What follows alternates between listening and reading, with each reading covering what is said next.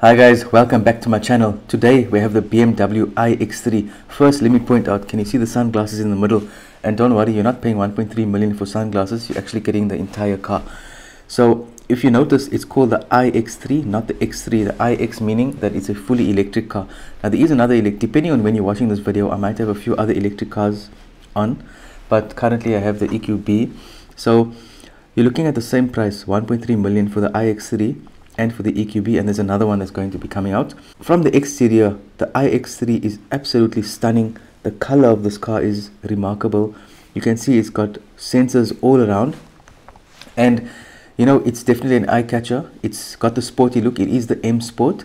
So the iX3 currently is available in the M Sport and at 1.3 million. Just look around it. I mean, it screams class, and not just sunglasses in the front, as you can see there, but it's just a very it's got a perfect blend between a sporty look and a luxurious look, and you know, a practical look. So sometimes you get cars that look just very practical, that might not look very nice, but this one's got the best of both worlds, I'd say. And before we go in the inside, let me just tell you about the drive.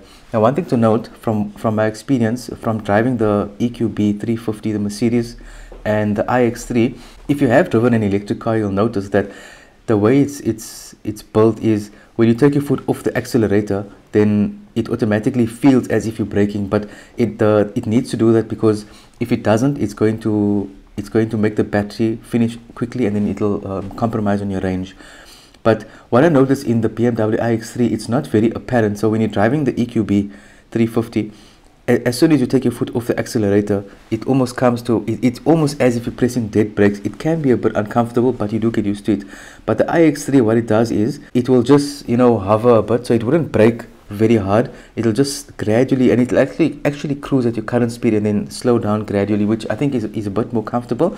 And you know, you would think if you're driving an electric car, the technology is the same in every brand, but what I've noticed is that the BMW one does feel a bit better. Now, I'm not comparing it to every single Mercedes and every single BMW electric car, just from the EQB350 versus the iX3.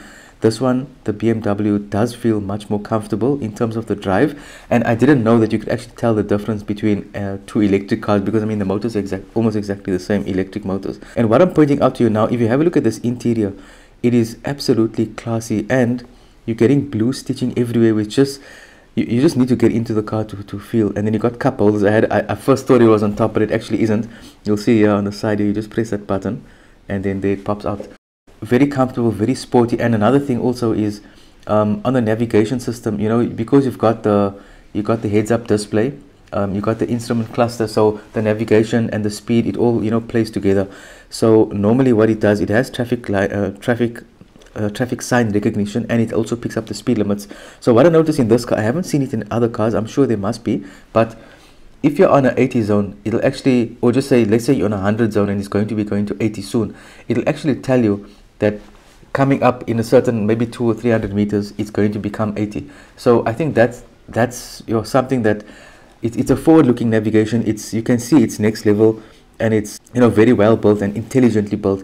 And then looking at this interior, it's got a lot of blue. Now just look at this. I mean, you can see the BMW badge with the blue. You can see the stick shift, the place where you change your gears, it's got a blue, and then the place to start and stop the engine, it's also blue.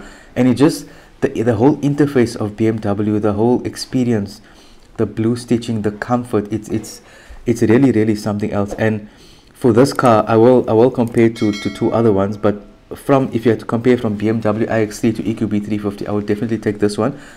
Not just they are the same price, but if you look at this BMW, you're getting more car for your money. The iX3 is more like a station wagon, so, or a sedan, so you're not getting an SUV, but here you're getting a proper full SUV like the X3, but just the iX version. So I think this is a really great buy for 1.3 million.